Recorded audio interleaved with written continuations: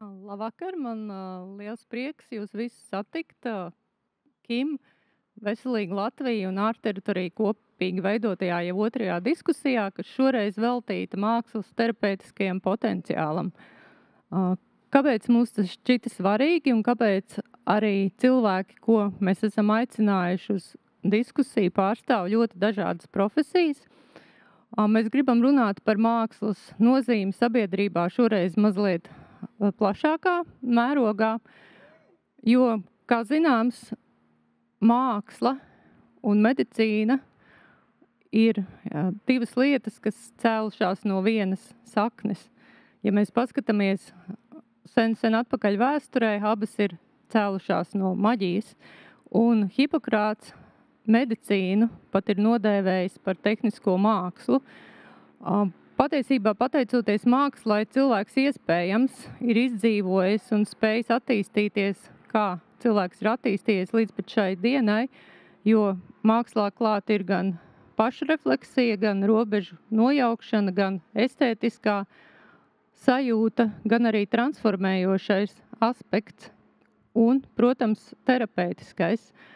Senās cilts to zināja jau ļoti sen, bet 2019. gadā, iespējams pateicoties pandēmijai, to atzina mākslas nozīmi cilvēku un sabiedrības kopējā labbūtībā, atzina arī Pasaules veselības organizācija, un pēdējos 20 gados ir notikuši ļoti daudz pētījumi, kas ir mērām jau vairāk kā 1000, kas ir veltīti ļoti specifiskām tēmām, kā māksla var mums palīdzēt gan garīgajā, gan fiziskajā veselībā.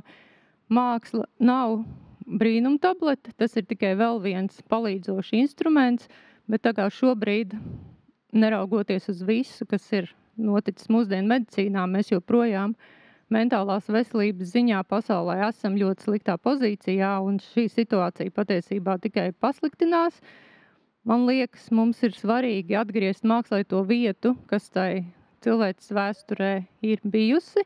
Un šodien mēs runāsim par diviem aspektiem. Viens par mākslas terapiju, kas ir psihoterapijas atzars, un otrs par tā dēvēto muzeja apmeklējumu vai galerijas apmeklējumu parakstīšanu, jeb skatīšanos uz mākslu un to, ko tā spēj dot mūsu labbūtībai. Un es varbūt iepazīstināšu ar mūsu sarunas dalībniekiem.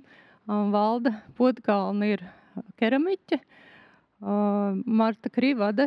Mums ar viņu vakar bija brīnišķīga saruna par sociālo mākslas parakstīšanu. Man gribētos latviskot šo terminu, kas, man liekas, latviskots joprojām nav. Indra Majora Dūšele ir mākslas terapeita, specializējusies jo īpaši kustību terapijā. Atis Jēkabsons ir mākslinieks, Vita Liberta ir kolekcionāri, mākslas procesu atbalstītāji, un Liena Sīle ir psihiatre. Un jautājums, ko es gribētu varbūt jums uzdot visiem kopā un tālāk katram atsevišķi, kas jūsuprāt mākslu padara dziedējošu un terapeitisku? Un es varbūt Ati sākšu ar tevi, jo tev šobrīd mākslas telpā ir skatāma patiesībā ļoti dziedējoša izstāde, Debes ķermeņi, un tā kā tā ir pat atklāta, es domāju, ka tev šīs sajūtas varētu būt ļoti, ļoti tādas vēl sāsinātas, un es zinu, ka tu arī pats esi ļoti daudz strādājis ar mākslu kā pašterapijas instrumentu.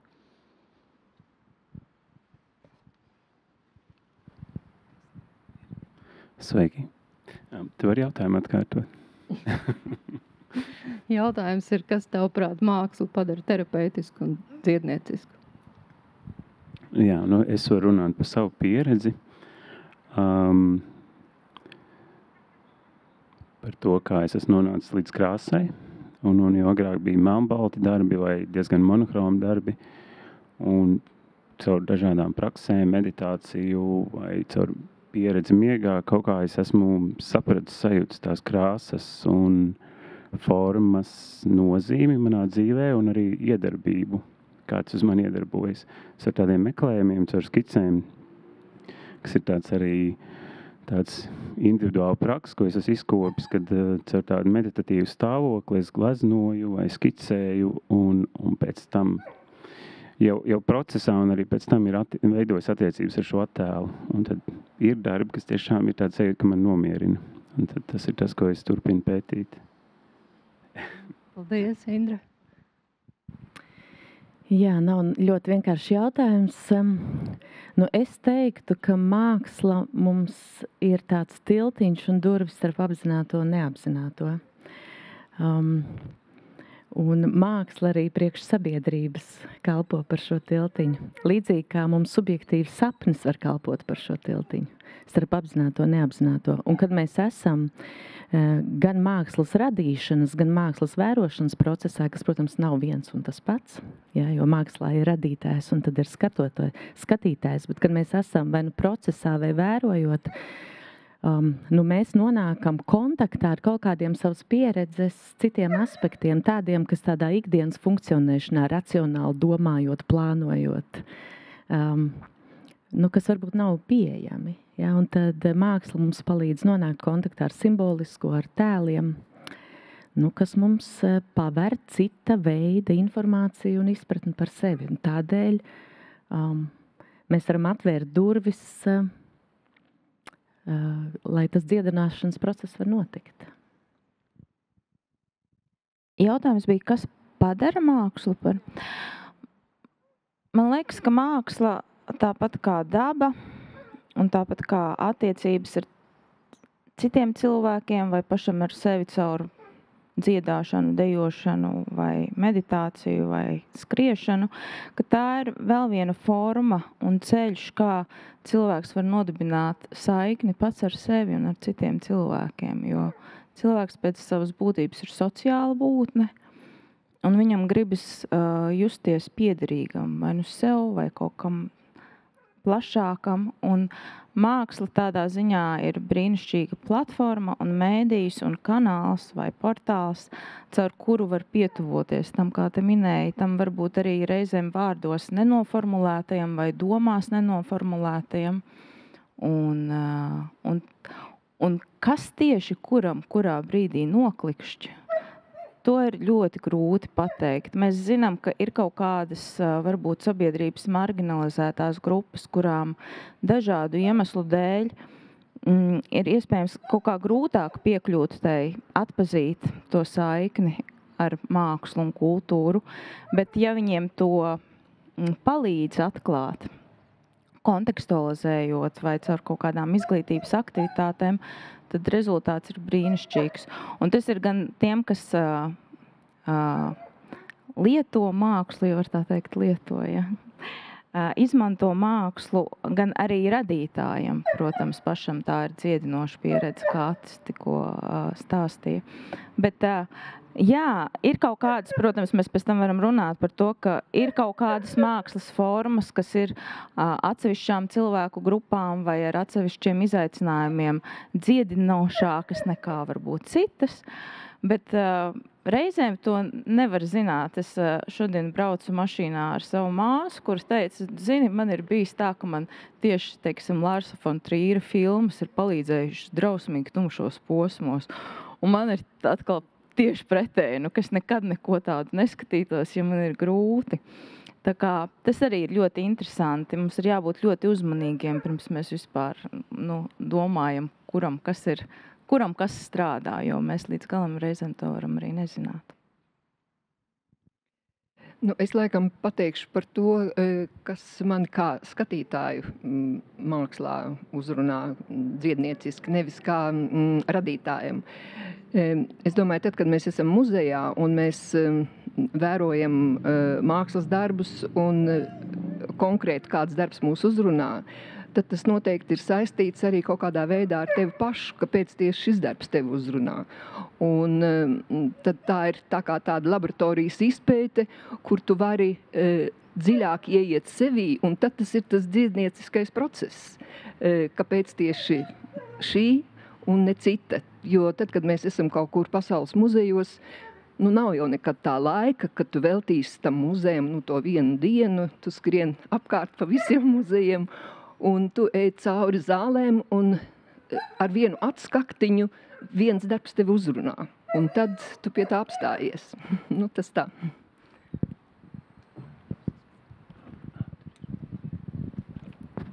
man atkal tāda pirmā asociācija, liekas, tūlīt būs vilšanās visos diskusijas dalībniekos, ja man jautā, kas mākslu padara dziedinošu. Man atbilde pavisam ļoti vienkārši - terapeita personība. Jo, protams, ja mēs sastrukturētu, mēs mākslu terapiju liktu, droši vien būtu jāliek komats, lietojamā māksla, kā Marta teica. Es domāju, ka tie ir savā ziņā ļoti uz vienu virzienu ejoši procesi, bet kaut kas atšķirīgs ir starp šo te strukturēto mākslas terapiju un mākslas lietošanu. Ja mēs runājam par mākslu, ko katrs var baudīt, tad, manuprāt, ir tā validizācija, ka jebkurš cilvēks, kā arī teica kolēģi, diskusijas dalībnieki, jebkurš cilvēks var nenosodoši atrast un ar sevi kaut ko identificēt. Jo, protams, tad, kad tu sāc lasīt tos tulkojumus, kas tev būtu jāredz, parādās varbūt citas idejas, bet jau tās pirmās asociācijas liekas, ka nav pareizas vai nepareizas atbildes. Ir tas, ko es redzu, kas mani uzrunā. Viens raud, viens smējās.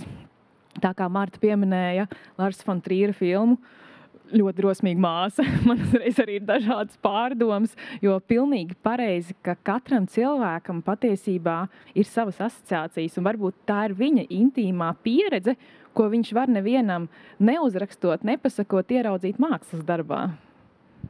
Kaut kā tā. Jā, man laikam līdzīgi, ko Marta teica, pēc varbūt citā veidā es varētu formulēt, ka mākslas būtība ir komunikācijā. Jo ar mākslas palīdzību var atrast daudz vairāk vārdus vai veidus, kā nodot informāciju. Tāpēc dažreiz ļoti sarežģītas tēmas, ko cilvēks nevar izteikt vārdos, viņam var nodot ar mākslas palīdzību un otrādāk. Ats arī minēja pašterapiju, jo, protams, ka mākslā ir divas puses. Ir radītājs un ir skatītājs. Jūs minējāt arī individuālās pieredzes. Es neesmu terapeita un nevaru neko teikt par individuālām dziedināšanas procesiem, bet, manuprāt, svarīgi neaizmirst, ka māksla var būt dziedinoša arī visai nācijai, kas, man liekas, Latvijas gadījumā ir īpaši būtiski. Mums ļoti daudz problēmas, ko, manuprāt, varētu dziedēt ar mākslas palīdzību. Paldies, un es domāju, ka būtisks ir arī ekonomiskais aspekts, ja mēs ar mākslas palīdzību spētu vairot savu labbūtību, iespējams, ja slimnīcās būtu māksla, mēs ātrāk atvesaļotos un nosloda slimnīcai nebūtu tik liela. Un arī, ja mēs atrastu šo saikni ar mākslu un atrastu ceļu pie mākslas un kā tā mūsos rezonē, iespējams, mums nevienmēr vajadzētu gaidīt rindā pie psihoterapeita tikai tāpēc, lai vienkārši parunātos. Manuprāt, arī tas ir ļoti svarīgs aspekts, bet ko es gribēju jautāt Lienai. Parasti mums šo jautājumu diskusijās atbild Ilza Aizsilniece, tagad mums jāpild arī viņas funkcija. Jūs arī savā praksē izmantojat visus mākslas terapijas veidus. Cilvēka ķermenis ir tāds īsts smalkmehānisms, un mūsu problēma ir tā, ka mēs nezinām, kā tas darbojas. Ļoti daudz no mums mēs nezinām, kā darbojas mūsu emocijas un daudz ko citu. Kas notiek cilvēka ķermenī, smadzenēs? Būtībā tas viss ir vienots, skatoties mākslu, darbojoties ar mākslu. Pirmkārt jāprecizē, ka Ilzi nav iespējams aizvietot vai aizstāt. Tā kā es tikai no tāda piezemēta psihiatra pozīcijas varu pateikt. Man vienmēr liekas interesanti, ka cilvēkam ir šī vēlme sevi pacelt augstākam un tagad izskaidrot, kas notiek visās smadzenēs, visādas. Katrā no miljardas neironiem droši vien, ka mums ir jāatstāj arī vieta ārpus mūsu kontrolas. Bet, jā, mūsu slimnīcā un patiesībā psihiatriskās slimnīcās māksla ir klātesoša. Tā ir ikdienas sastāvdaļa. Un man ir grūti iedomāties savu darbu, ja man nebūtu komandā mākslas terapeiti. Varbūt tas ir tāds ļoti ambiciozs jaunās paaudzes uzskats, bet es neatdalu vairs vispār komandu nost bez mākslas terapeitiem. Un kas bija tā ļoti simboliski, mēs šogad Rīgas psihiatrijas un onkoloģijas centrā atklājām 3 jaunas ēkas. Un visās piedalījās mākslinieki, kuri bija veidojuši arī gleznas šiem te jaunajiem korpusiem, un viņas joprojām ir apskatāmas. Jautājumi, kas notiek mūsu smadzenēs, kādēļ vispār cilvēks nonāk ārstniecības iestādēs, droši vien mums vajadzētu arī pieņemt to, ka visiem nebūs vienkārši tik galā pašiem. Ir kaut kur, ir brīdis, kad pietiktu, aiziet arī uz muzeju un uz vairākām tikšanās reizēm, un tas labjūti vairotu, bet ir tas brīdis, kad ir vajadzīga arī šī ārstniecības mazais komponents. Un tanī brīdī, ja mēs runājam par bioķīmiju, ja mēs ieejam stāvoklī, kur mums šī bioķīmija smadzenēs izsvārstās, ja mēs runājam par psihisko veselību, tad pavisam noteikti serotonīns kaut kur sāk pietrūkt. Tātad serotonīns ir tas, kas mums mazina dabiski trauksmi, kas mums uzlabo garastāvokli, vairo mieru, palīdz būt drošiem ikdienā par saviem lēmumiem un savās attiecībās. Ir smadzeņu daļas, kurās dopamīns atkal ir par daudz, un tad mēs sākam apšaubīt. Patiesībā pats jau tu neapšaubi, bet apkārtē redz, ka tā realitāte sāk mazliet izgrozīties, vai arī dopamīns sāk pietrūkt smadzeņu daļās, kur mēs pieņemam motivētus lēmumus, esam asi fokusēti, zinām, kas mums ir jādara.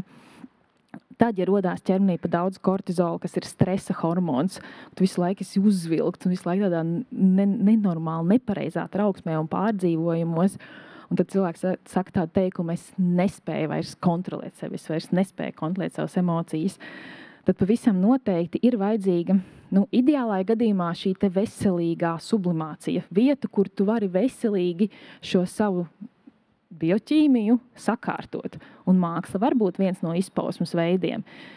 Un es atkal iebraucu savā ārstniecības vidē, ja tas ir strukturēti kopā ar terapeitu, ļoti, ļoti labi. Pavisam noteikti tā bioķīmiskās reakcijas var sākt kārtoties. Kortizols samazināsies, serotonīns ies uz augšu, dopamīns aizies tur, kur viņam vajag atrasties. Bet tas ir stāvokļos, kad mēs tiešām varam būt ar šīm te psihosociālām intervencēm. Un tas ir pirmais līmenis, ar ko ir jāsāk. Tā. Paldies tev. Es gribēju, Indra, tev lūgt papildināt no savas puses atbildi šo pašu jautājumu. Jā, es labprāt turpināšu to, ko Liena iesāka, jo, lai mēs varētu prasmīgi izmantot, es atļaušos teikt, izmantot mākslu, piemēram, savas veselības uzlabošanā, mums vispār ir jābūt vērīgumam pret sevi, mums faktiski ir sevi jāredz un jāsaprot, un mums ir jābūt kaut kādām pašregulācijas prasmēm.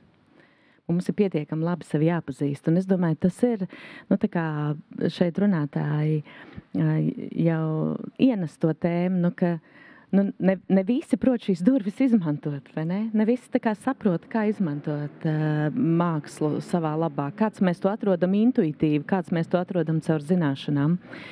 Un, protams, ka mākslas terapija kā veselības aprūpes joma, kurā pētniecība arī jau pietiekami nopietni attīstās. Jā, protams, ka arī pēta, kas tad ir tie procesi, kas notiek smadzeņu darbībā. Jā?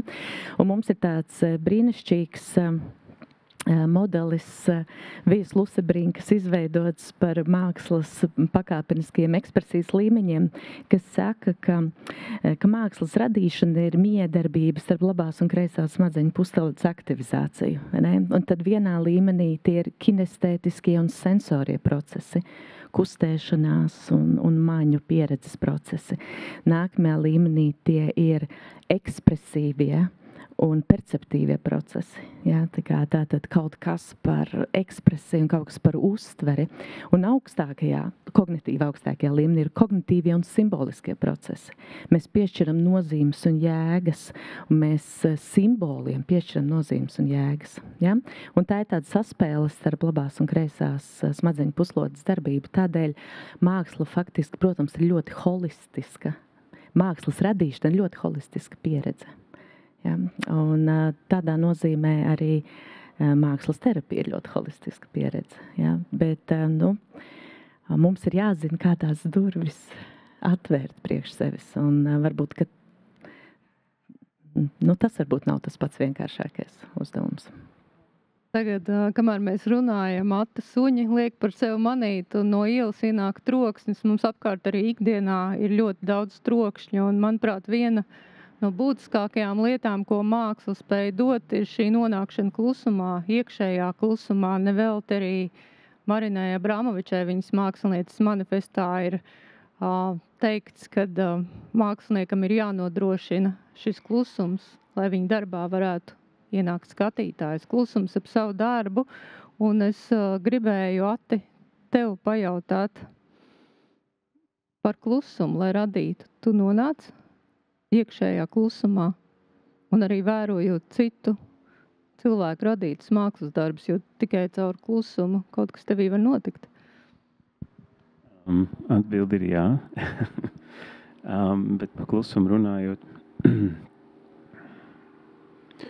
savos darbos, tas, ko es vēlos attēlot, ir tas iekšējā telpa vai iekšējais miers un atgriezties tur.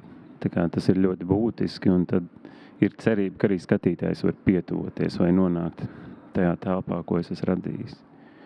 Un klusums tiešām ir ļoti svarīgs. Un glaznojot arī mūziku nevar klausīties tāds, jo strādājot, tā kā visas maņas ir aktīvas, un pat pieskārienam skaņai, kā tiek uzlikt krāsa vai zīmēts, ir arī liela nozīme. Tad tur visas maņas kaut kā, arī kustība, kas tika pieminēta. Kā, jā. Tu pieminēji maņas, un tas ir tā lieta, ko es gribēju jautāt Valdai, jo Valda ir keramiķe, un viņa visu savu radošo mūžu ir strādājusi ar rokām, un tausta ir viena no tām maņām, kas mums tehnoloģija laikmetā ir mazliet pazudusi, kaut gan tausta atbild par mūsu kognitīvajām spējām ļoti lielā mērā, un ir palīdzējis mums attīstīties kā cilvēkiem.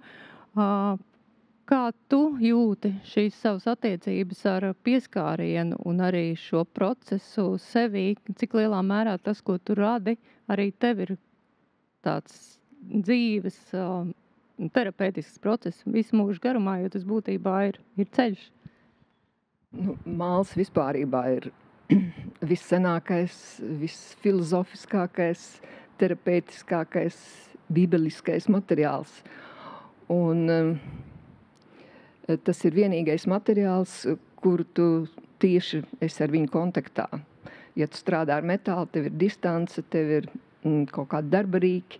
Ar mālu tu vari strādāt tieši konkrēti ar pirkstiem un ar pirkstu galiem sajust visas tās sajūtas. Un arī visi pirkstu nospiedumi, tie ir policijas vienkārši fizisks pierādījums šim materiālam.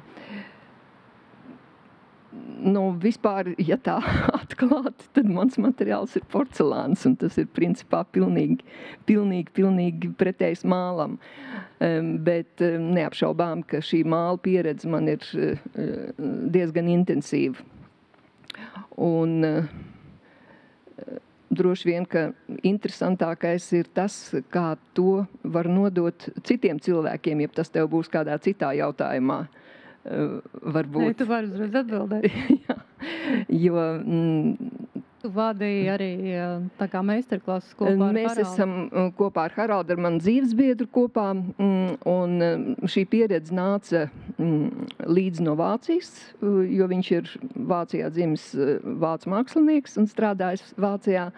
Un viņš pats ir nodibinājis Brīvo mākslas akadēmiju Vācijā, kur viņš katru vasaru pasniedz šos te, mēs nesaucam viņus par meistarklasēm, bet par semināriem, jo tās ilga vairākas nedēļas. Un cilvēki, kas nāk uz šīm meistarklasēm, katrā ziņā viņi aiziet no meistarklases ar mirdzošām acīm un ar pilnīgi jaunu jēgu, var teikt. Jo tas nav tā, ka tu radi kaut ko priekš veikala, priekš tirgus, bet tu tiešām mēģini apgūt sevi. Un šis materiāls māls, viņš ir ideāls, lai cilvēks tiešām sajustu savas spējas, savu iespēju, emocijas izpaust kaut kādā veidā uz ārpusi. Un Haralda īpašais šo te semināru moto bija nevis iet uz ārpusi un virspusē kaut ko apgūt tehnikas, bet gan tieši izpētīt sevi un šīs te savas emocijas, jo cilvēki, kas principā, tie darbi jau ļoti pierāda to, ka pieņemsim cilvēki nāk, lai strādātu ar mālu, vai viņiem ir kāds tuvinieks aizgājis, vai viņiem ir kaut kas ar veselību noticis, vai viņiem ir kaut kādas citas problēmas. Un tā tiešām ir visīstākā dziedināšana, kad tu ar to materiālu strādā. Es domāju, ka attiecībā uz personīgi uz sevi, es to šobrīd droši vien citā jautājumā atbildēšu. Labi. Marta, es tālāk gribēju pajautāt tev par šo tēmu, ko Valdi jau aizsāka, jo zināmā mērā tā ir arī šo jauno sociālo saikņu veidošana un tas, ar ko tu šobrīd nodarbojies un kur tu esi ļoti dziļi iekšā šobrīd, ir virziens, kas, man liekas, ir radies Lielbritānijā, bet attīstījies šobrīd visā pasaulē. Īpaši pēdējos gados tā dēvētais social prescribing, vai kur atzars varētu būt arī muzeja apmeklējuma parakstīšana. Varbūt tu vari izstāstīt tā būtību, kas šajā jomā šobrīd notiek pasaulē, kādi varbūt ir galvenie izaicinājumi un kāpēc tas var mums būt palīdzoši. Jo arī Latvijā notiek šāda iniciatīva. Jā, paldies. Sākumā es teikšu, ka es noteikti neesmu ļoti dziļi iekšā. Es zinu, kas šajā laukā notiek, tāpēc, ka es esmu sabiedrības veselības speciālists un es cieši dienā zinu, ko dara Pasaules veselības organizācija. Jau tavs pieminētais 2019. gadā pētījuma apkopojums, un tas arī nebija saistībā ar pandēmiju, jo Pasaules veselības organizācija strādāja pie šo simtiem pētījumu apkopojuma materiāla vairākus gadus, lai tā būtu tāda pierādījuma bāze, kas noderētu darbam tālāk gan veselības, gan kultūras profesionāļiem. Tāpēc es nedaudz zinu, un man tas ir vienmēr šķitis interesanti, jo es zinu, ka šur tur Eiropā šo to sociālo izrakstīšanu jau realizē dažas valstis. Lietuva ir uzsākusi, un pavisam nesen arī Cēsu pašvaldība to sāka. Katrā vietā tas, protams, atšķiras nedaudz, bet tieši konkrēti šīs aktivitātes, iniciatīvas, jeb intervences mērķis ir strādāt ar cilvēkiem, kuru fiziskās un psihiskās problēmas un sarežģījumus varētu uzlabot socializācija. Un socializācija ir ārkārtīgi būtiska. Jūs noteikti esat dzirdējuši, ka jaunā pandēmija ir nevis Covid, bet vientulība. Un Latvija īstenībā nav nemaz tik sliktā vietā, jo tikko es atgriezos no gada Amerikā, kur tas tiešām ir dramatiskā līmenī. Un ja Latvijā es teiktu no tā šobrīd vairāk cieši pat tiešām seniori un varbūt kaut kur laukos dzīvojoši cilvēki, tad attīstītajās valstīs no tā cieši jaunāki cilvēki par mani, kuriem viss ir, un tomēr viņiem ir vientuļi, un ka nav šo sociālo prasmju, vai arī viņas nav iegūtas tik ātri, cik ir mainījusies sociālā realitāte mums apkārt. Un lūk, šī sociālā izrakstīšana tad caur dažādiem veselības speciālistiem tiek piedāvāta cilvēkiem, kurus speciālists redz, viņam noderētu socializēties ar citiem cilvēkiem caur mākslu. Un Cēsu gadījumā, cik es saprotu, tas notiek, piemēram, rehabilitācijas centrā var speciālisti to parakstīt vai nodarbinātības valsts dienestā arī. Un man šķiet, ka arī ir kaut kādi ģimenes ārsti, un kā tas notiek, viņi piedāvā cilvēkam, vai viņš piekristu piedalīties šādā programmā, un ja viņš piekrīt, tad muzejā ir pieejamas īpašas nodarbības šai cilvēku grupai, visiem kopā. Šajā gadījumā viņi ir izvēlējušies tieši tādas marginalizētās cilvēku grupas. Tie ir cilvēki ar kustību traucējumiem, tie ir vecāki cilvēki, vai varbūt tās ir māmiņas, jaunās māmiņas, kuras dzīvo mājās vienas pašas visu dienu un piedzīvo varbūt nomāktību vai depresiju saistībā ar šāda veida izolāciju un jauno realitāti. un tad viņi dodas uz muzeju, un caur muzeju sagatavoto programmu viņi tad darbojas, atklāja mākslas spēku, atklāja muzeja arhīvu kopā, darbojās kaut kādās nodarbībās. Un projekts, es saprotu, ir nesen sācies, bet tie novērojumi, kā man stāstīja Inga Surgunde, kas vada šo projektu, viņa teica, rezultāti ir ļoti aizkustinoši, jo cilvēki ir tiešām ārkārtīgi priecīgi, un tas nav tikai par to, ka viņiem tas liekas, baigi jauki, tā forši, bet 3 cilvēki no grupas jau esot arī atraduši darbu, un paši atzīstot, ka tas ir bijis tāpēc, ka viņi ir vienkārši tikuši ārā no tā sava krātiņa, kas reizēm mums rodas varbūt pašiem savā galvā, un tikuši pie dzīves kaut kādas dzīves spēka un motivācijas. Jā. Turpinot šo pašu, ja nemaldos, pagājušajā gadā Briselē tika īstenots muzeja izrakstīšanas parakstīšanas projekts, kur atbalstīja arī kultūras ministrija. Principā tā bija kultūras ministrijas iniciatīva. Un vienlaikus arī pētījums pusgadu noteiktām cilvēku grupām muzeja apmeklējums speciālistu pavadībā bija pieejams bez maksas.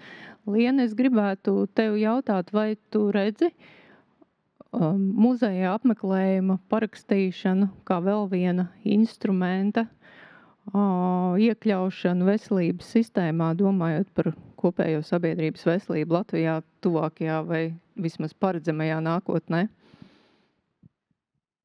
Un ir tā kā divdaļīga atbilde. Pirmkārt, jā. Otrkārt, nejautājiet lūdzu, kurai ministrijai tas ir jāfinansē. Bet pavisam noteikti droši jā, un es arī biju diskusijā par šo Cēsu pašvaldības iniciatīvu nosūtījumu uz muzeju. Un man likās, ak, Dievs, cik forši, jo patiesā tas notiek dabiski. Ikdienā arī runājot ar pacientiem, mēs meklējam reāli tās iespējas, kur socializēt. Un tad tagad jāpiemina vēl viens mazais mūsu viltīgais neiroķimiskais elements oksitocīns, kuru citādāk nekādīgi nevar dabūt. Tikai vienīgi socializēšanās ceļā. Un tas savukārt mums dod šo mīlestības sajūtu, pieņemtības sajūtu, pieķeršanās sajūtu.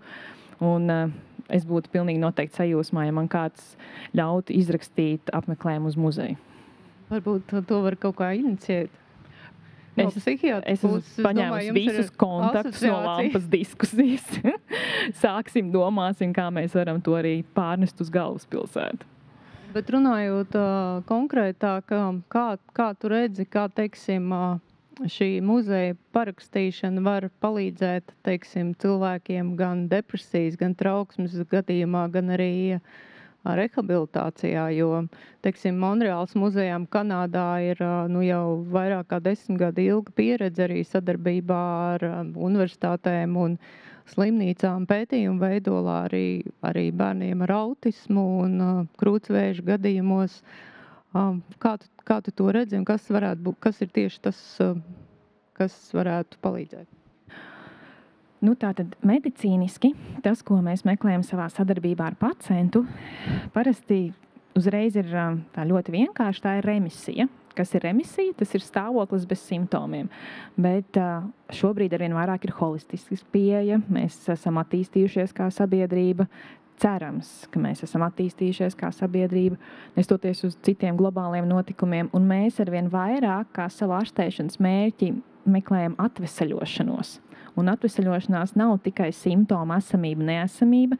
Labi, mēs arī paskatāmies funkcionēšanu. Jau ikdienā mēs mēram, un tas ir tas, ko Marta tikko pieminēja, kad atrada darbu, tas ir yes score, ļoti liels sasniegts mērķis patiesībā ārstēšanās procesā. Bet atveseļošanās ietver arī konceptu par pacienta apmierinātību. Cik ļoti es esmu apmierināts ar savu dzīvi šobrīd. Un bieži vien tā simptomu esamība, neesamība nenosaka to, kā pacients jūtās, cik viņš ir apmierināts ar savu dzīvi, un tā ir tā labūtība. Un šo nosūtījumu uz muzeju pavisam noteikti. Pirmām kārtām tātad mēs jau runājam par cilvēku, kurš ir spējīgs arī, kā Inga teica, tā ļoti gudri atvērt durvis, spējīgs pieņemt šo pieredzi. Tas nav universāli pielietojums jebkurā situācijā, pavisam noteikti nē, bet funkcionēšanas atjaunošana, socializēšanās, labūtības veicināšana, tad ticības iegūšana saviem spēkiem, ka es varu kaut ko vairāk, ka man dzīve nav tikai ierāmāta tagad ar kādiem tur ierobežojumiem, ar saslimšanām, bet pavisam noteikti tas tikai un vienīgi veicinātu cilvēka. Es domāju pat ticību tam, ka viņš tiešām var. Viņš var dzīvot kvalitatīvāk un pilnvērtīgāk.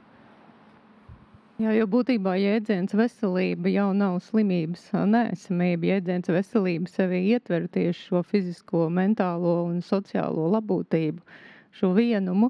Un es varbūt gribēju, Indra, tev pajautāt, kā tev šķiet, vai mākslas terapija kaut kādā veidā latvietim būtu mentāli piemērotāks instruments nekā varbūt daudz citi. Mēs vakar par to runājām ar Martu telefoniski.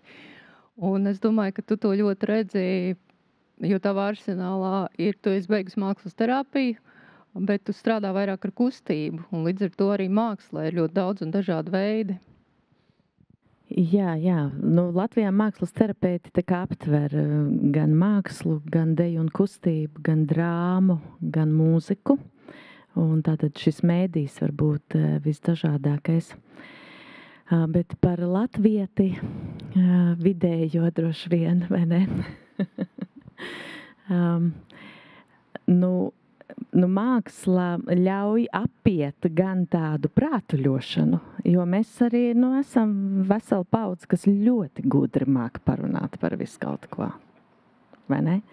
Un tā kā arī terapeitus var aizrunāt, ja, un ne pie kādas jēgas netikt. Ja, un tādā ziņā māksla ļauj paspraukties garām tādām mūsu pašu uzbūvētām konstrukcijām par sevi. Nu, un tad arī tiešām visa tā cilvēku grupa, kam ir grūti izteikties. Un es domāju, ar visu padomju laika mantojumu, un visdrīzāk, piemēram, varbūt, ja šeit ir jaunāki cilvēki, tad viņus ir audzinājuši vecāki, kuriem ir padomju laika pieredze. Ja? Tāda lieta kā emocionāla ekspresija, spēja runāt par savu pieredzi, dalīties, izpaust jūtas, būt atklātam par savu pārdzīvojumu. Nav tādu prasmju, nav tādas pieredzes. Ja? Un tad māksla kļūst par brīnišķīgu starpnieku, kurā kaut ko par sevi izpaust. Pat tad, ja mēs īsti nesaprotam, un tas arī ir, manuprāt, brīnišķīgi, ka mēs jau varam kaut ko uzlikt ar krāsām uz tā papīra, neko tā neanalizējot, un pēc tam paskatīties uz to no malas un iegūt kaut kādu personisku atklāsmi. Jo nav jau tāda pareiza, nepareiza nozīme mākslā. Es domāju, par to jau mēs dalījāmies kaut vai par Lārsa von Triera filmām, vai ne? Ka tur nav kaut kāda pareiza veida, kā tā saprast, kas ir tas, kas tur notiek, vai kā mums vajadzētu par to justies. Nu, un tādēļ, ka ir dažādas mākslas valodas, man liekas, ka tas arī ir ļoti piemēroti. Jā, jo, protams, ka es esmu satikusi klientus, kas saka, tikai nelieciet man zīmēt neko. Bet pakustēties to es varu, ja? Vai arī otrādāk. Ja? Man tagad būs kaut kas te jādancā, kas arī ir tāda priekšstata. Ja? Protams, tāpēc, ka mākslas terapija raugās uz mākslu tādā postmodernā nozīmē, ka runa ir nevis par rezultātu un par to māksliniecisko estētisko rezultātu, runa ir par radīšanas procesu. Un jebkurš radīšanas procesā kļūst par mākslinieku, un mēs radām mākslu. Ja, pat tad, ja tam nav kaut kāds produkts beigu galā. Tādēļ var atrast katrs to savu mēdīju, caur kuru var ērtāk šo ekspresiju darīt. Un es domāju, latvieši ir dūšīgi dziedātāji, dejotāji, teātra spēlētāji, vai ne? Un arī mākslas pulciņu apmeklētāji. Tā kā īstenībā šķiet, ka tā tiešām var būt valoda, kas ir ļoti labi derīga. Vita, tu esi atradusi šajā valodā vēl vienu pilnīgi citu aspektu. Tu kolekcionē mākslu, un arī kolekcijas veidošana ir ļoti radošs process.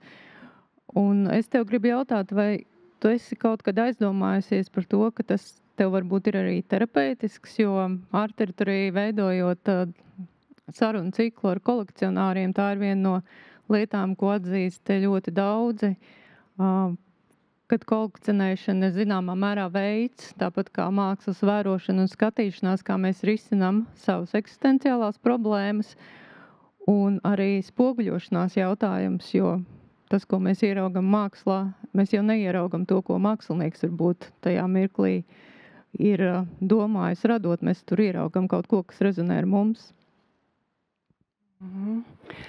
Jā, interesanti. Droši vien es godīgi atzīšos, ka es nesāku kolekcionēt tāpēc, ka es gribēju nodarboties ar pašterapiju.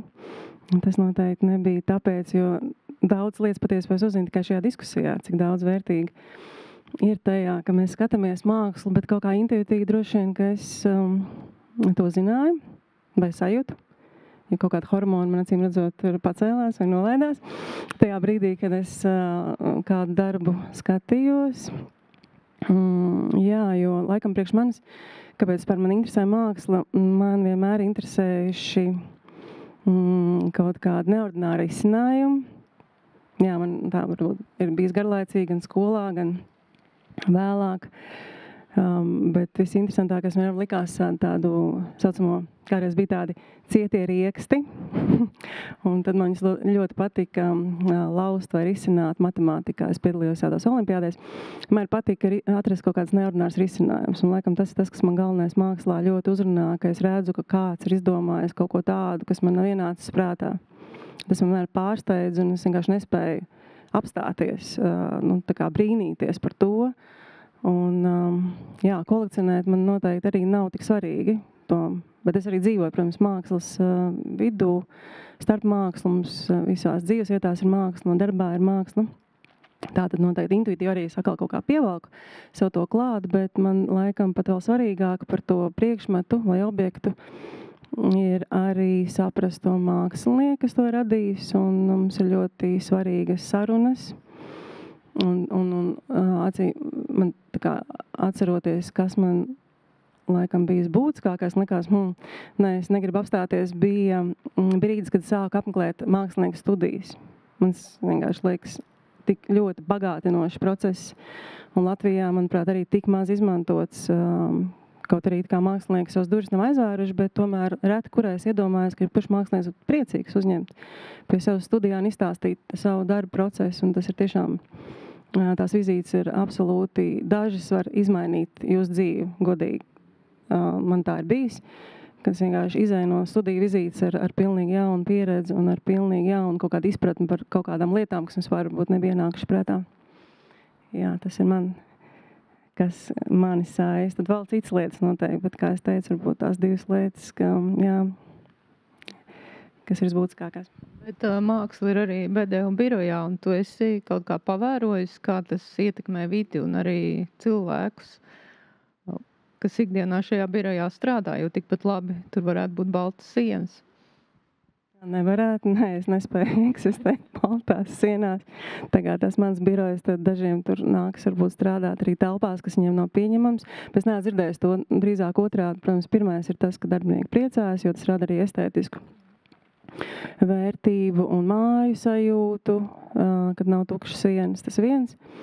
Bet otrs, es domāju, kāpēc man tas ir svarīgi arī, mēs veicam tādu izglītojošu funkciju ar mākslas palīdzību, mēs vienu telpu esam veltījuši tikai jauno mākslinieku darbiem, un tad mēs darbiniekiem arī stāstam par šiem māksliniekiem, un mēs arī atbalstam jauno mākslinieku balvu, mums ir, līdz ar to tam ir tāds sociāls arī mērķis, lai darbinieks jūt tādu varbūt arī prieku vai gandarījumu, ka viņa darbs ir spējis palīdzēt kādam māksliniekam. Un vēl tur arī interesants tāds aspekts, kas ir ļoti daudz reizes nostrādājis. Es esmu advokāte un es tiekos regulāri klientiem. Nereti ienākot telpā, varbūt ir situācija, kad uzreiz nespēju atrast kontaktu ar cilvēku diezgan bieži. Pirmais teikums ir, jums te daudz mākslas, kāpēc? Tad labs tāds varbūt sarunas sākums arī. Jo jebkurš mākslas darbs ir, kā es teicu, man liekas, pamatā tā ir komunikācija un interesanti arī dzirdēt tos cilvēkus. Ir dažādi viedokļi par mūsu mākslas darbiem.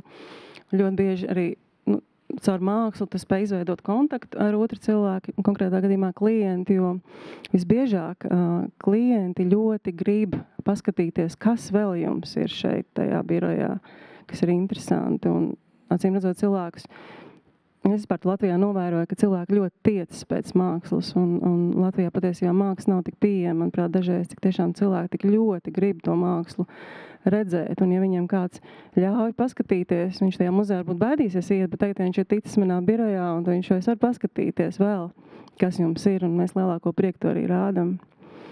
Jā, tā kā tur ir vairāki aspekti, kāpēc tā māksla ir laba birojā. Jā, tu arī strādājot meistaru darbnīcās ar cilvēkiem, kas varbūt pirmo reizi saskārušies ar mākslu, tu izjūti šo komunikatīvu aspektu un tieši to kopienas sajūtu, un varbūt tie cilvēki pēc tam vēlreiz atnāk pie tevis, jau tikuši kaut kādu solīti tālāk. Viņi varbūt nepretendē būt mākslinieki, bet kaut kas viņos ir mainījies. Jo jūs ar Haraldu jau ilgstoši īstenībā vadat tās meistarklases. Cilvēki noteikti grib atgriezties.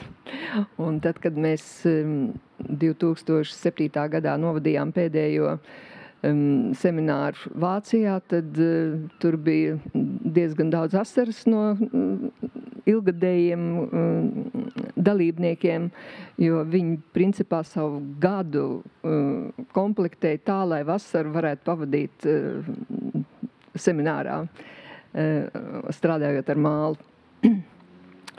Un mēs tieši šobrīd vēl bija pavisam pagājuši nedēļas nogalē seminārs vai meistarklase Dundagas mākslas un mūzikas skolā. Un ir jābūt ļoti mākslu mīlošai direktorei, lai noorganizētu saviem skolotājiem, mākslu pasniedzošiem skolotājiem, tādu meistarklasi, kur viņiem paplašina to redzesloku, jo pārsvarā mēs esam tomēr manījuši, ka tādās skolās, veidošanas klasēs pārsvarā veido bļodiņus, dzīvnieciņus, tādas zināmas lietas, bet principā māksla jau nav domāt, lai tu atkārtotu dabu, bet gan radītu kaut ko jaunu vai to, ko tev tā dabas enerģija dod, no tās atkal bagātināties. Un tas bija vienkārši tāds, var teikt, spridzeklis šajās 3 dienās, kur skolotāji, bet tie arī bija jau Mākslas akadēmiju beigušas meitenes, kas ir vienkārši tur kā mākslas skolotājs. Un viņām ir arī dažām pirmo reizi saskara ar mālu. Un kā viena skolotāja teica, ka tagad viņas dzīve kļūst daudz smagāka, jo uz 3. stāvu nest mālu, māls ir smags, bet bez tā iztikt vairs nevar. Tā ka tas ir neapšaubāmi mēdījis, kurš tevi ievelk. Un ja pieņemsim vizuālā komunikācijā pabeidz vizuālās komunikācijas nodeļu meiteni, kur ir Lietišķījos strādājusi ir beigus keramikas nodeļu. Un es viņu aicinu vienā projektā, un viņa uztaisa darbu pilnīgi nekeramisku. Un es viņai saku, tu jau ar keramiku strādāji, tu jau varēji. Viņa saka, nekad mūžā. Un tomēr pēc kāda laika viņa atkal atgriežas pie keramikas, jo tas tevi nelaiž vaļā. Jā, tā ka tas ir mēdījis, kurš tevi ievelk savā dzīlēs, jā. Runājot par dzīlēm, man patīk salīdzinājums ar okeānu. Mēs īstenībā joprojām esam izpētījuši ļoti maz un nezinām, kas tajā okeānā, lielākajā daļā okeāna dzīlēs ir. Tāpat mēs nezinām īsti, kas ir mūsos pašos. Un tas ir tāds nemitīgs ceļš visas dzīves garumā, un Ati, tu caur saviem darbiem esi, man liekas, ļoti dziļi reizēm varbūt kāpis kaut kādās savās lietās, pēc tam vērojis to no malas, kaut kā atteicies, kaut ko turpinājis. Bet kā tu izjūti tieši šo ne terapeitisko, bet mākslu kā tāda pašizziņas veidu, iet tajā noslēpumā, kas esi tu pats, jo nekā cita jau nav? Jāpadomā. Es domāju, ka viens būtisks aspekts, kas man ir svarīgs radot, ir pietuvoties tam nezināmajam, pietuvoties kaut kam lielākam par mani.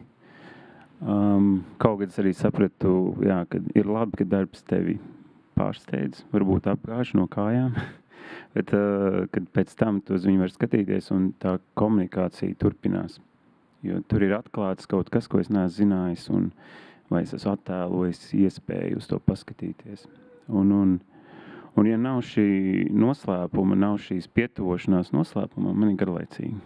Jā, man ir svarīgi, ka ar katru darbu es kaut kādā ziņā solis par uz priekšu vai dziļāk, vai vairāk sevi iekšā un vairāk atklāju kaut ko priekš sevis.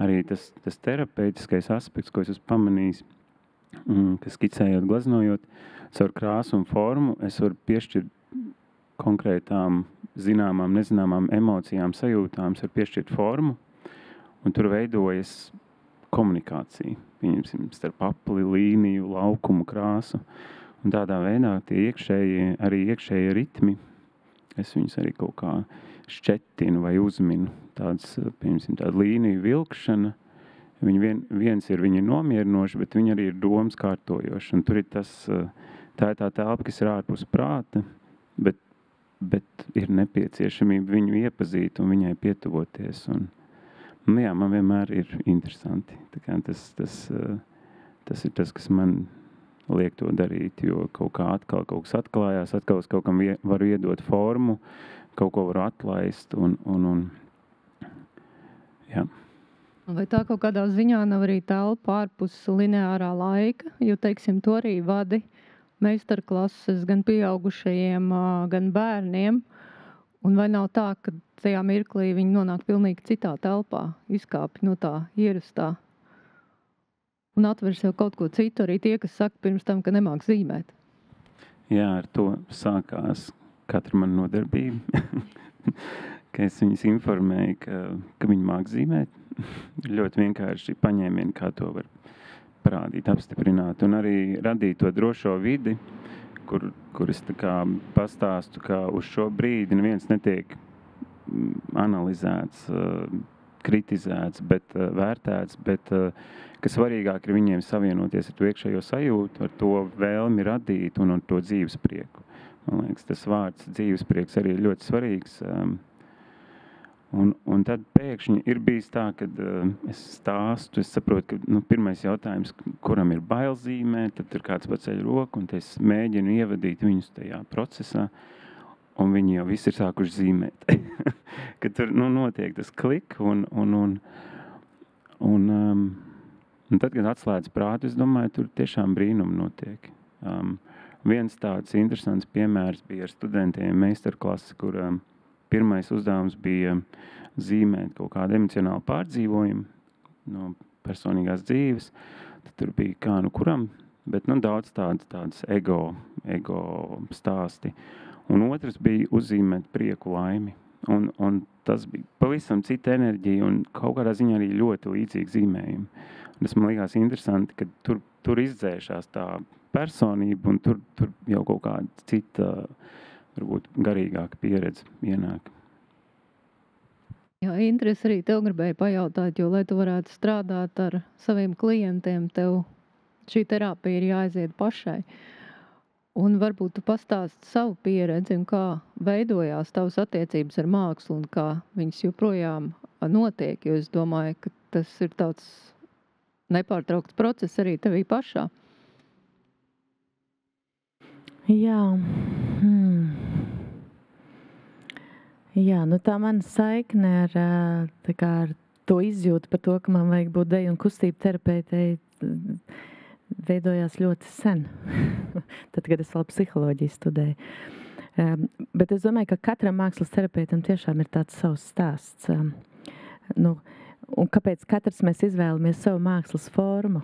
Ja, jo mēs tikai runājam par mākslu, kaut kā man šķiet, ka šeit mēs tomēr vairāk runājam patiešām par vizuālo mākslu, vai ne? Par to, ko mēs varam apskatīt muzejā. Arī par muzejā. Performatīvo mākslu. Arī par performatīvo, vai ne? Bet taču ir mums mūzika un deja, kas ir tik gaistoša, vai ne?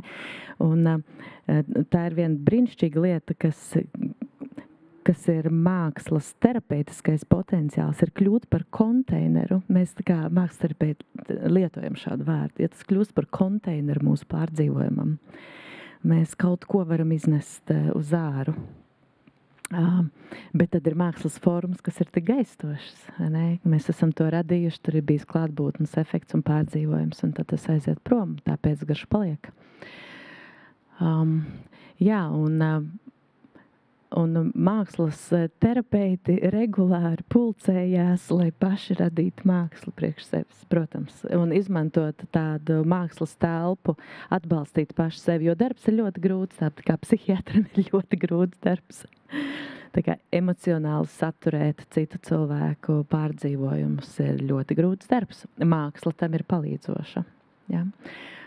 Bet tad tā kā deju un kustību terapeiti izmanto tādu autentiskās kustības formu, kur, un tas tā kā ir tāds, arī tāda mana psihohigiēna kā profesionālim, tā ir tāda forma, kurā ir liecinieki manai kustībai. Un es vienkārši esmu tādā improvizētā kustības procesā. Tāpat kā pieminētā Jūlija Volants, vai ne, tā kā izmanto vizuālo mākslu, lai terapeits radītu mākslu pēc darba ar klientu, jā, lai tā kā mūsos neveidojās tie emocionāli uzkrājumi un pārpalikumi.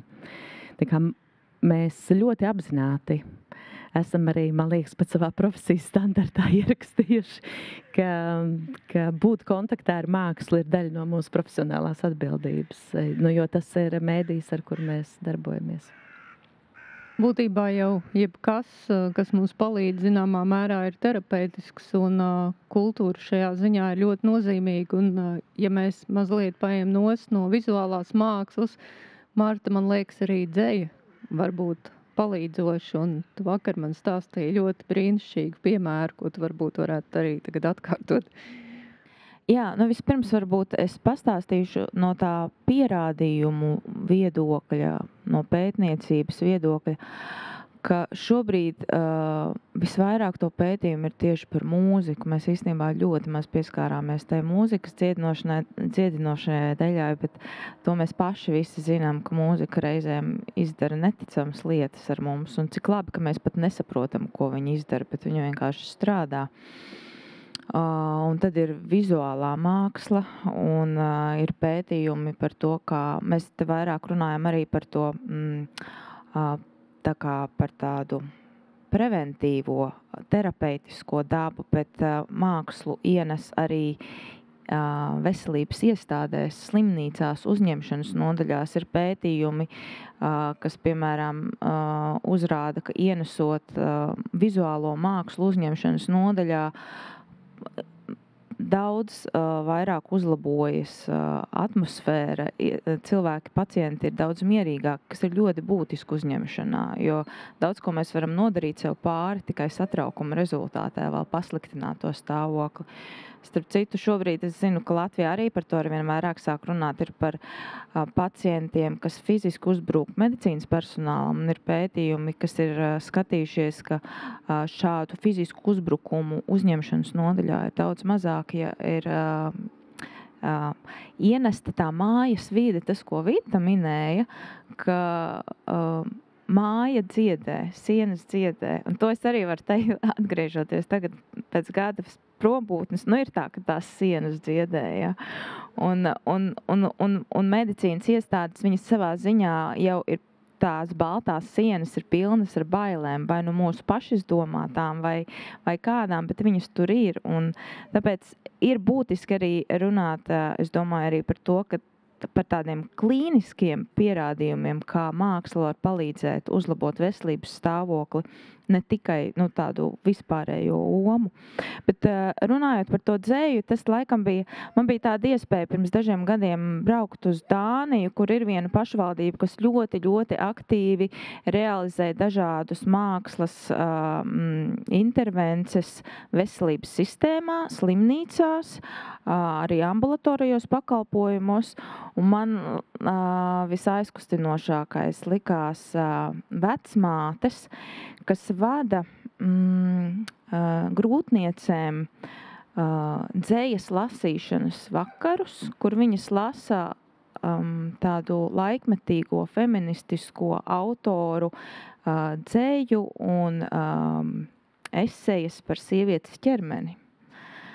Un tā arī ir viena tēma, man liekas, kas šobrīd Latvijā jau kādu laiku, paldies Dievam, ir diezgan aktuāla par to, kādu atbalstu mēs sniedzam sievietes ķermenim, kad viņš nokļūst veselības iestādē, īpaši grūtniecības laikā vai dzemdību laikā vai pēc tam. Un tie rezultāti arī bija fantastiski. Un tās nebija mākslas pazinējas. Tās arī bija dažādas sievietes, citas jau daudzkārt dzemdējušas, citām tā bija pirmā pieredze, citas bija varbūt no sociāli nelabvēlīgākām grupām, bet katrā ziņā, un kas mani ļoti patīkami arī pārsteidza, bija Dānijas pieredze tādā ziņā, ka viņi tiešām tam visam liek klāt arī pētniecību. Viņiem ir arī kontroles grupa. Tātad tie ir kārtīgi pētījumi, kas tad arī apstiprina to saikni un attiecības, ka, piemēram, sievietēm, kas dzemdību laikā šādā veidā kopā ciltī var reflektēt caur mākslu par to, kas notiek ar tavu ķermeni, un cik tu esi nobijies varbūt vai nepārliecināts un nezinošs, ka šīm sievietēm bija mazāk pēcdzemdību depresija un arī dzemdības bija vieglākas. Protams, ka es gribu uzreiz pieminēt, ka zinātnē nekas nav 100%, ja, un līdz šim tie ir maza apjoma pētījumi. Mēs nevaram vēl runāt par tādiem milzīgiem, tiešām visu apstiprinošiem pētījumiem, bet jā, mākslas spēks ir noteikti arī jau tajā klīniskajā veselības aprūpes posmā. Jā, šajā sakarā man bija brīnišķīga saruna pirms kādu laiku ar Čelsijas Vestminsteras slimnīcas tieši mākslas un dizaina sadaļas vadītāju un kolekcijas pārvaldītāju, jo viņiem ir sava mākslas kolekcija. Un tas, ko viņi šajā slimnīcā ir izdarījuši, tur ir šī sinerģētiskā pieeja, ir gan vizuālā, gan audiovizuālā māksla, skaņa, dizains un arī daba, cik daba maksimāli spēja ienākt slimnīcā. Un viens no tādiem ļoti aizdomāties liekošiem stāstiem, ko viņš stāstīja, bija par vienu no Beatlu grupas mūziķiem, ne galveno, bet no palīga arsenāla, kurš bija nonācis komā. Un viņam tajā laikā tika atskaņotas Beatlu dziesmas un arī video. Viņš no šī stāvokļa izgāja ātrāk nekā bija tā brīža medicīniskās prognozes. Un otrs, pandēmijas laikā reanimācijā, kur ir ļoti daudz trokšņa, speciāli tika izveidots audio-vizuālais fons, ka cilvēkiem tika atskaņota nomierinoša mūzika, nomācot šo troksni. Tā kā tas viss ir ļoti svarīgi, un pasaules slimnīcās ir tiešām ne tikai Dānijā, bet arī daudz kur citur ir ļoti daudz šo pētījumu, un arī mēs ārteritoriju ietvaros pirms pāris gadiem mēģinājām šādu projektu iniciēt Stradiņas slimnīcā, bet dažādu iemeslu dēļ mums nesadzirdot, tas pagaidām nav izdevies, bet es domāju, kad gan jau kaut kādā mirklī viss notiek soli pa solim un tas izdosies.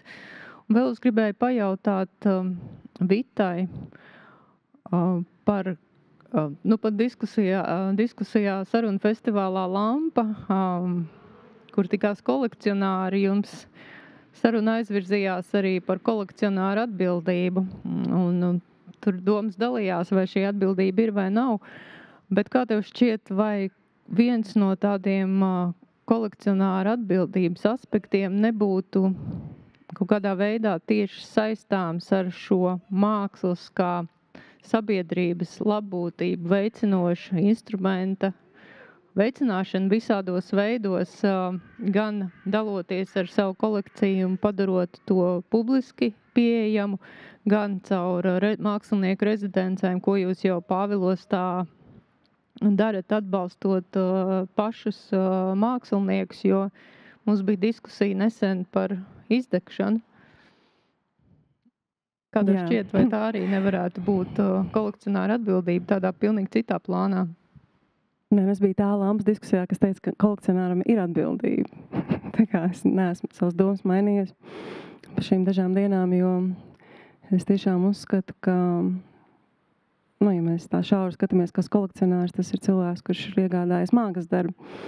Loģiski šo mākslas darbu, manuprāt, iegādājoties, tu uzņemies arī atbildību gan par šī objekta saglabāšanu, gan arī par tavām turpmākām attiecībām šī darba radītāju.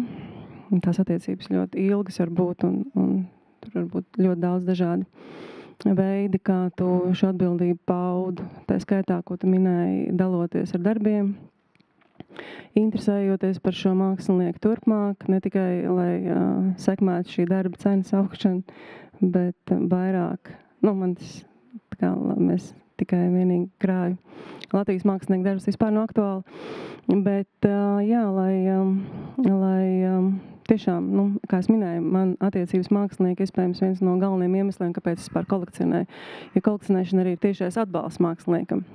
Vistiešākais, kā viņam var palīdzēt, nopērkot viņa darbu. Bet paralēli, jā, mēs esam izveidojuši mākslinieku rezidenci. Un tur man ļoti interesanti bija arī dzirdēt šeit dalībnieku un dažādas stāstus, jo mēs rīkojam gan meistarklases ar mālu. Viena no populārākajām meistardarbnīcām, kur mums bija vairāk kārt jāatkārto, jo tiešām cilvēki ļoti iemīlēja šīs darbnīcas un gribēja vēl un vēl. Un daži pāvelosnieki vietēji jau ir kļuvuši par keramiķiem ziemas laikā, ir pieražojuši pilnu māju ar dažādām keramiskām lietām. Jā. Tā kā, jā, mēs arī tādā veidā mēģinām strādāt ar kopienu, jo arī, es neko daudz nezinu teorētiski par mākslas terapiju, bet intuitīvi mēs jūtam, ka mākslinieku kontaktam ar vietējo komūnu arī ir milzīga nozīme visās tajos pašos aspektos, ko jūs minējāt. Mēģinam arī palīdzēt cilvēkiem, skatītājiem. Ne tikai māksliniekiem, bet skatītājiem iepazīt mākslu. Es arī minēju darbnīcas tātad, bet arī, piemēram, nesen mēs atklājām izstādi, fotoizstādi, kur māksliniece Vika Eksta 2 gadus pēc kārtas bija fotografējusi Pāvilostu nesezonā. Tas ļoti būtiski, es nezinu, kur bijuši Pāvilos tā. Pāvilos ļoti stipri atšķirs mēnešos, kas ir jūnijas, jūlijas, augusts, no mēnešiem, kas ir ārpus šīs sezonas. Un Vika kādreiz pavadīja laiku nesezonā, tiekoties ar vietējiem cilvēkiem, fotografēt viņus, runājoties ar viņiem. Un atklāšanām bija ļoti patīkami redzēt, ka visi šie cilvēki gandrīz visi bija ieradušies vietējie, un tas bija veids, kā viņiem sarunāties. Tas arī nav viegli latviešiem sanāk kopā un sarunāties par šīm fotogrāfijām, smieties, atcerēties, arī strīdēties, jo daudz teica, ka ļoti depresīvi, bet vispār Pāvilos nav depresīvi, un tad cits teica, nē, vispār viņi ir tajā martā depresīvi. Respektīvi, māksla ir veids arī uzsākt diskusiju, kas latviešiem ļoti grūti dažreiz. Tas man galvenais gandarījums, nestoties to, ka ir izstāde lieliski, mākslinieci ļoti asprātīgi un talantīgi, bet galvenokārt, jā, nostrādāja tas mākslas efekts, par ko mēs šeit runājam, par to, ka arī skatītājs var gūt ļoti daudz, un arī nācija, ko es minēju, var dziedēties caur mākslu. Mēs pieminējām veselības iestādes un muzejus, bet mēs nepieminējām skolas. Un es gribētu Lienai pajautāt, cik svarīgi ir mākslas klātbūtne pie skolas sienām, jo skolu gaiteņos lielākoties mākslas patiešām nav. Varbūt tev pacienti nākotnē būtu mazāk, ja mēs mērķtiecīgi padomātu arī par šo aspektu. Man liekas, ka man jau ir mazāk pateicoties Vitai, tā kā virziens ir pilnīgi pareizais. Bet jūs minējāt šī sarunā, ka baltās slimnīcas sienas, un mēģināt atcerēties, kur mums ir baltas sienas. Atcerējos, ir, bet tas nav vairāk arī šobrīd jau standarts, nav baltas sienas, viss lēnām ar mainās. Savukārt skola man asociējas ar tām zaļajām sienām. Iespējams, ka tas tagad arī ir pamainījies. Bet es domāju, ka mazāk pacientu. Diez vai epidemioloģija ļoti var izmainīties saslimšanu, ja mēs runājam par tādām ļoti bioloģiskām saslimšanām, bet ja mēs runājam par šo te labbūtības līmeni vai kaut kādu predispozīciju vai gatavību saslimt, tad skola vidē ir ļoti liela nozīme.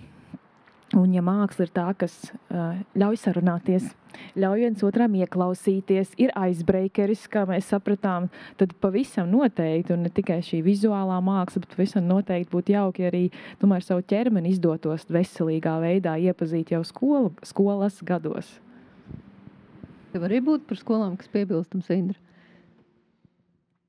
Man šķiet, kad klausoties, man rodās tāda formulējums, ka te mūsu labbūtībai tik svarīga ir vide, vai ne? Mēs runājam, tad, kad jūs runājat par savām meistardarbnīcām, jūs faktiski radat vidi, kurā cilvēks droši var nodoties radošam procesam un ar kaut ko sastapties, jā, kas katram tur ir vajadzīgs. Tāpat, ja skola kļūtu par draudzīgāku, atbalstošāku vidi, un ja māksla tajā varētu palīdzēt, tas būtu brīnišķīgi. Man kaut kad vēl nesen bija pieredze ar bērniem bērnu slimnīcā. Bērnu slimnīcas sienas ir mainījušās beidzamo gadu laikā. Patiešām. Tā ir taisnība. Un tur vairs nav tā ciešanu sajūta, kas varbūt vienkārši nonākot slimnīcas teritorijā. Jā. Mākslā arī vairo empātiju, un tā ir lieta, kas arī ir pierādīta dažādos veidos, un var jau būt, kad ja mēs saprastu mākslas nepieciešamību un ieaicinātu vairāk to savās dzīvēs, dažādās izpausmēs, gan savās mājās, gan vidē ap mums, gan skolā, gan arī slimnīcā vai, es nezinu, jebkurā valsts iestādē vai sabiedriskā iestādē, uz kuru mēs dodamies un gaidam, nervozējam arī vienalga nodokļu dienestā vai jebkur.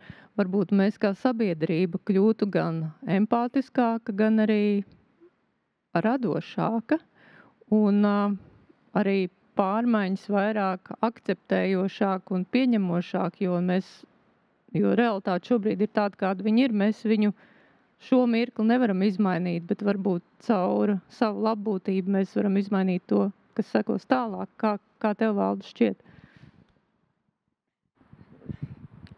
Jā, šī te mākslas ieviešana, tā kā Vita teica, ka mums cik svarīgi ir pabūt mākslinieku darbnīcā, un pēc tam tu izēji mazliet savādāks. Man bija šo pavasaru pieredzi, kad mēs mans meitas spiesti, var teikt, bijām ar Haraldu uzdrošinājušies uzrakstīt tādu aicinājumu, un to arī publicējām Facebookā, tikšanās ar māksliniekiem mākslinieku darbnīcā. Bet, protams, tā kā tas ir, tu aicini svešus cilvēkus, tas ir par kaut kādu nelielu atlīdzību, bet ar sarunām pie tejas un ar sarunām par mākslu. Katrā ziņā neviena ieinteresēta persona neatsaucās uz šo aicinājumu. Jo, protams, draugi tiek aicināti vienmēr, un ar prieku mēs tiekamies un runājamies un apskatam un tā tālāk. Bet tā, ka tas ir vienkārši, vai tā ir tiešām neieinteresētība, vai tā ir cilvēku, varbūt tās, ka tas ir kautrīgums. Kā tad tā viņš ies un pieteiksies uz kaut kādu? Jā, bet kāds bija jautājums?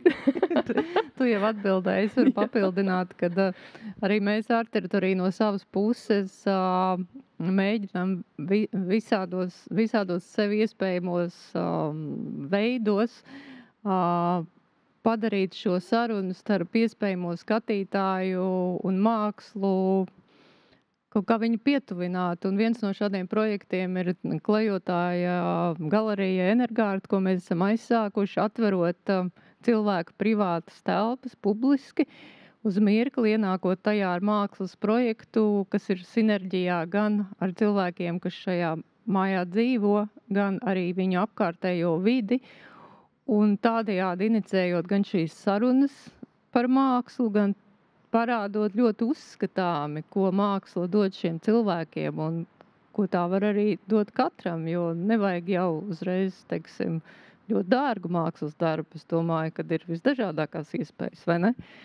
Tā bija brīnišķīga pieredze. Paldies par pagājušā gada pieredzi Mazirbē. Tā, ka šī te klejojošā galerija viņu uzrunā ļoti. Un tas ir brīnišķīgs jaunievedums, bet no art teritorija vienmēr atver kaut kādus jaunus ceļus, kas vienmēr, es domāju, pārsteidz. Par to jums milzīgs paldies ar Daigu. Paldies arī jums visiem, kas brauc un skatās, jo jāatzīst, tas, ko tu pieminēji par savu darbnīcu, bija arī stāsts ar mūsu projektu, jo, kad mēs to aizsākām pirms 3 gadiem un atvērām savu māju Mazirbē, tad man atrakstīja Mākslas akadēmijas studenti, un es biju ārkārtīgi priecīgi, jo viņiem tobrīd tur bija plenērs un radošā darbnīca, un ieradās apmēram 30 studenti.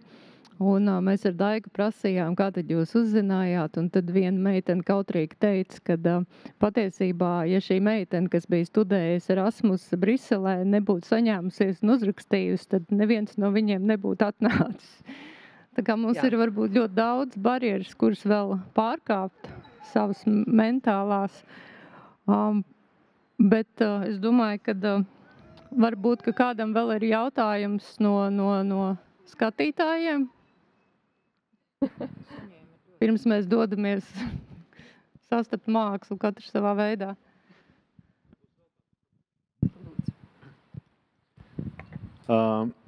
Man tāds atkal jūsu vērtējums, es saprotu, ka mēs visi esam viensprāts, ka daļās mākslas dziedē dvēseli. Tas, laikam, nav jāpierāda. Mēs visi saprotam, ka mēs esam ļoti prātā šorīt. Un prāts sāk bišķiņ jukt. Beidzamajā laikā ļoti daudziem. Vai nebūtu iespējams taisīt tādu latviešu dažādu jomu mākslinieku apvienošanos un taisīt tādu tūri pa Latviju? Viena ceļojoša izstāde. Mums bija savulaik maigās svārstības, tur viens svārstās vēl blakām joprojām, ja, kas īstenībā iedarbināja diezgan liels dziedniecisks process. Ar šo izstādi, kas toreiz notika Viesnīcā Latvija, vienu, kur es apmeklēju, tas kaut ko izmainīja. Vai šobrīd, ņemot vērā, ka mēs esam tik dažādi, mums ir gan keramika, kā mēdījis, gan audio, gan mūzika taisīt, tiešām sadarbībā ar mākslas terapistiem, izmeklēts, selekcionāts, teiksim, no māksliniekiem darbs, un tas ir tāda kolekcija, un vadāt apkārt pa Latviju, gluži vienkārši. Tas tikai ideja. Tavs gatavs komentēt? Es gan neesmu mākslinieks, es nevaru tā pateikt, jāda vai dara. Bet es gribēju uzsvērt, ka ir tiešām, ka ja mēs šajā kontekstā domājam par to veselību un veseļošanos, tad ir ļoti svarīga līdzatbildība kontekstualizēt un palīdzēt cilvēkiem to mākslu saņemt. Arī kā komunikācijas izbijis speciālists, es zinu, ka ja uz manu pasākumu neatnāk, tad tā ir bijusi mana atbildība, ka es neesmu mācējusi izmantot pareizos kairinājumus vai vārdus vai ceļus, lai cilvēkus pie sevis atvestu. Un tas notiek diezgan bieži, ka ir tie labie nodomi, ka mēs tagad dosimies un mēs atvērsimies un satiksimies un nenotiek tā satikšanās. Bet tā satikšanās tur nav nekā mistiska, bet tam ir vajadzīgs laiks, lai sagatavotos un padomātu, kā strādāt ar to auditoriju.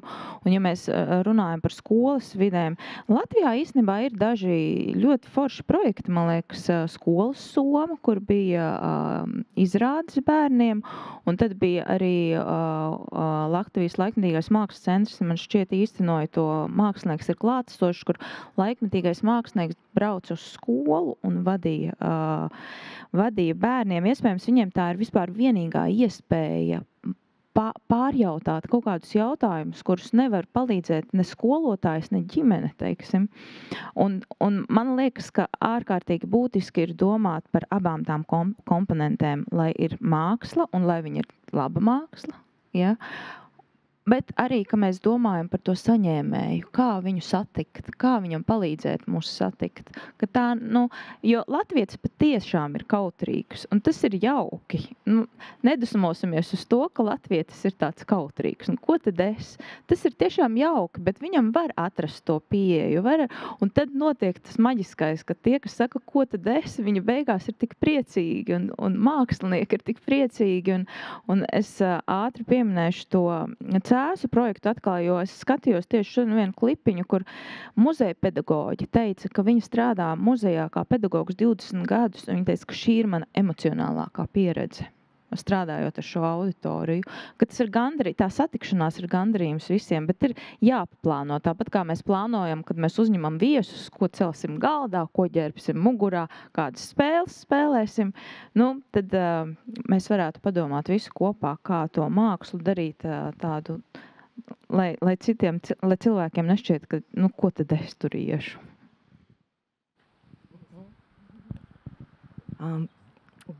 Mani sauc Diana Sērga. Es esmu mākslas terapeits. Strādāju arī psihiatrijas slimnīcā Tvaikielā ar Lienu kā kolēģis. Un šajā tēmā pirmkārt, es esmu bezgalīgi pateicīga, ka jūs šo tēmu paceļat un aktualizējat. Es šajā tēmā esmu kopš 16. gada, kad Stradiņos es iestājos tieši ar domu mākslas terapijā izveidot mākslas terapiju muzejā. Un pirmo programmu pētījumu ietvaros izveidoja 18. gadā Rīgas biržā personām ar demenci labbūtības veicināšanai. Šis projekts man pašai deva brīnišķīgu pieredzi, pat cik viena no grupām bija 2 pētījumu grupas, kur viena braucām uz biržu un otra bija pansionātā uz vietas. Tāpēc šeit ir tā tēma par vides ietekmi, vides nozīmīgumu. Un man bija iespēja pēc tam ar grupu, ar kuru es braucu uz biržu, turpināt vēl 5 gadus strādāt. Es braucu uz to pansionātu un turpināju strādāt. Un ko es varu pateikt, ka es pieredzēju ilgtermiņa noturīgumu, efekta noturīgumu šiem te personām, kas piedalījās. Un tas bija tas nozīmīgākais. Tā labbūtības, subjektīvā labjūtība, kurā ir emocionālā skala un kognitīvā skala, emocionālā uzreiz būtiski izmainījās 10 nodarbību laikā Rīgas biržā. Savukārt kognitīvā ir skaidrs, ka tas ir ilgāks process, un tās izmaiņas es redzēju šo te 5 gadu laikā, kur viņiem personām ar demenci nebija mērķis, ka demenci pazūd. Bija mērķis, ka šo stāvokli, kurā viņi ir, lai viņš noturētos laikā. Un tas bija tas, ko es pieredzēju. Un pateicoties videi, pateicoties socializēšanai, tik tiešām, kurā viņi apmainījās par iespaidiem, daloties savos stāstos, un tā brīnišķīga pieredze. Bet par mākslas izrakstīšanu tā joprojām turpinās. Es visu šo 8 gadu laikā sadarbība ar Nacionālo muzeju, 3 reizes ir bijušas programmas labbūtības uzlabošana senioriem. Brīnišķīgas pieredzes. Brīnišķīgas, vienkārši. Pagājušā gada sadarbībā ar Laikmetīgās mākslas muzeju, kur bija depresijas tēma, kā es jūtos šobrīd. Brīnišķīgi šī te dalīšanās un mākslas ietekme. Bet, ko es gribētu teikt? Māksla un radīšana. Bišķi dažādas lietas, kas man patīk. Es mākslu uztveru kā sevis izteiksmes līdzeklis, caur kuru cilvēks var pirmkārt saprast sevi, lai izteiktu, ir palīdzoši saprast sevi un pateikt, ko citi saprot, ko es gribu pateikt, caur to mākslas. Nevelti no ārzemēs ir ekspresivvārds. Un tas ir tas, ko mēs ar mūziku, drāmu, ar kustību, ar mākslas materiāliem, sevis izteikšana. Bet, lai izteiktu, kas es esmu, un jautājums, kas manī ir mans, atkal caur mākslu to palīdzam saprast. Tāpēc šīs te ir, un vēl kas ir, vai mākslas vērošana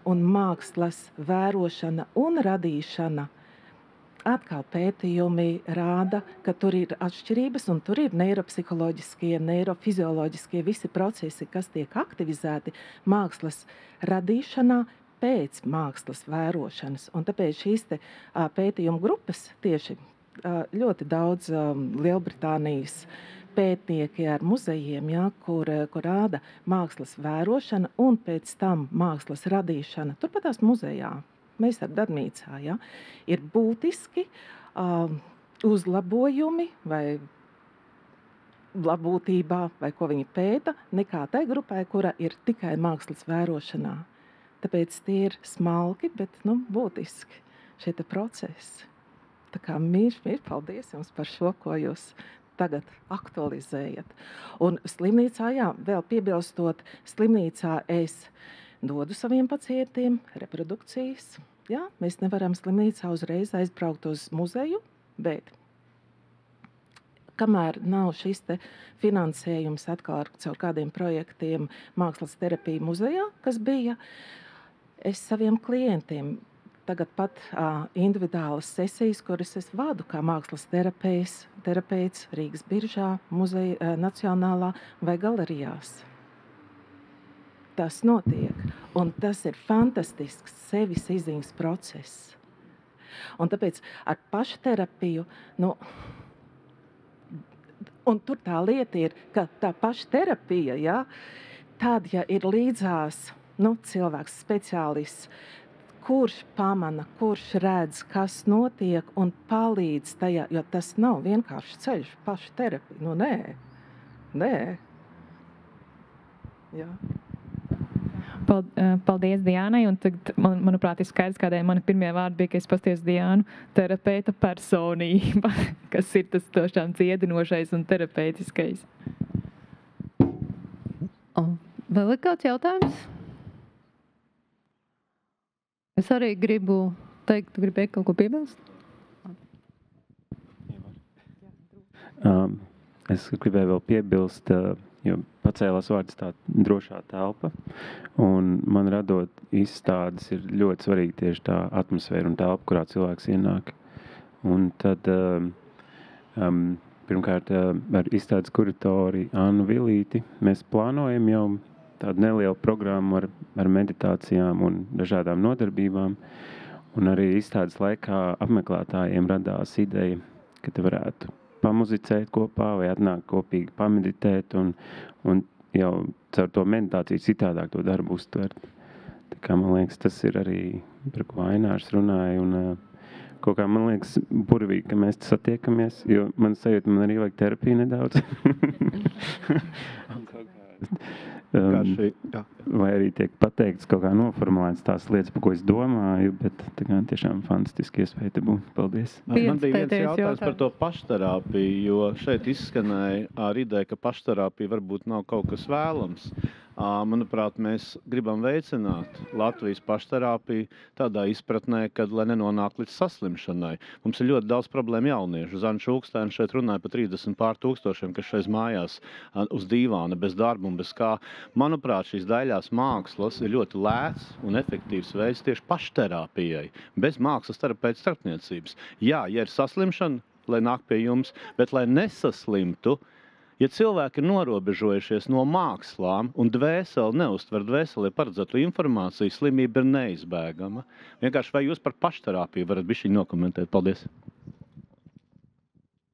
Te mums atkal ir tās definīcijas nepieciešamas un, protams, tanī brīdī, kad mēs runājam vispār par cilvēka pašsajūtu, labbūtību vai pat, ja mēs pieskaramies pat pie tādiem jau pirmiem kādiem maziem izaicinājumiem, emocionāliem, tagad moderni teikt mentāliem izaicinājumiem, pašpalīdzība vienmēr būs pirmais. Un šis koncepts pašpalīdzība man ir ļoti liels prieks, ka Latvijā ienāk arvien vairāk, un mēs arī sākam ieteikt pašpalīdzību. Un tas ir mūsu, diemžēl, tas ir tādēļ, ka mēs mazliet gāžamies riņķī no teiksim, tādu jau pieprasījumu mūsu pakalpojumu, pieprasījumu. Mēs arī pašpalīdzību sākam izmantot ikdienas praksē kā ieteikumu, kas ir pirmais, ko jūs varat darīt. Ir tāda asistētā pašterapija.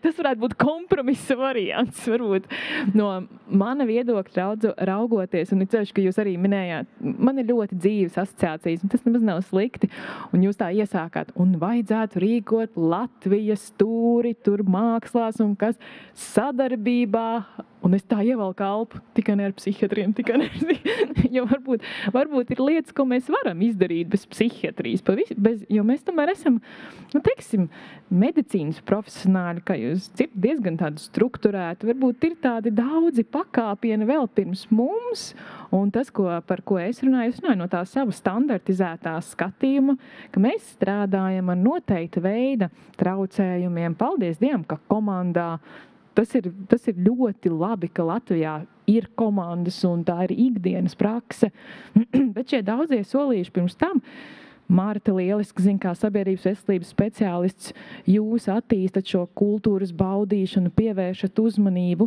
Iespējams, ka mums jāļauj psihiatram darīt viņa darbs, kas nereti ir baltās telpās, jo tāds ir medicīniskais standarts, bet līdz tam mēs varam daudz ko izdarīt arī ar mākslas palīdzību. Liels paldies, un es vēlreiz sakot visiem milz paldies, tikai gribēju piebilst, ka šī diskusija šobrīd notiek un par to arvien vairāk tiek runāts, tikai nozīmē, ka mēs esam atkal sapratuši, ka māksla patiesībā ir mūsu pamatvajadzība. Mēs esam sākuši to novērtēt, atcerēties, un vispārējais jau notiek soli pa solītim. Mēs nevaram gribēt, lai viss notiek uzreiz, bet es domāju, nākamais solis ir, ka mēs sapratīsim, ka mākslas nozīmē mūsu katra labbūtībā veicina arī kopējo ekonomisko un valsts labbūtību. Un kad mēs jau to būsim sapratuši, tad es domāju, mēs būsim ļoti daudz izdarījuši. Liels paldies!